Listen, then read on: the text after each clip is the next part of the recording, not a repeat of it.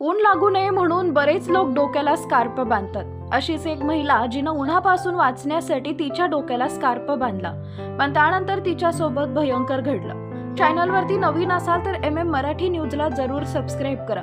महिलेचं डोकं धडावेगळं झालं. उन्हापासून वाचण्यासाठी डोक्याला स्कार्फ बांधताच महिलेचा मृत्यू झालाय. बीडमधील ही धक्कादायक घटना आहे. पाटोदा तालुक्यातील डोंबरी गावातील ही महिला अंजना श्रीधर जगताप असं तिचं नाव आहे. तिचं वय वर्ष 55. अंजना शेतकरी होत्या. शेतात काम करताना उन्हाचा चटका जाणवतो. या उन्हापासून वाचण्यासाठी लोक महिला पुरुष डोक्याला रुमाल किंवा स्कार्फ बांधतात.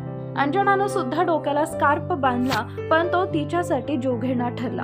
डोंबरीत शेतकरी सध्या ज्वारी, गहू, हरभऱ्याचे खळे करण्यात व्यस्त आहे. यासाठी मळणी यंत्र लावलं जातं. अंजना सुद्धा तिथेच काम करत होत्या. काम करताना अचानक डोक्याचं स्कार्फ सुटलं आणि मळणी यंत्रात अडकलं. वेगाने सुरू असलेल्या यंत्रणानं अंजना जगताप यांना खेचलं. अंजना यांचं डोकं मशीनमध्ये अडकलं आणि धडा वेगळं झालं. काही समजण्याच्या आतच या महिलेचा मृत्यू झाला.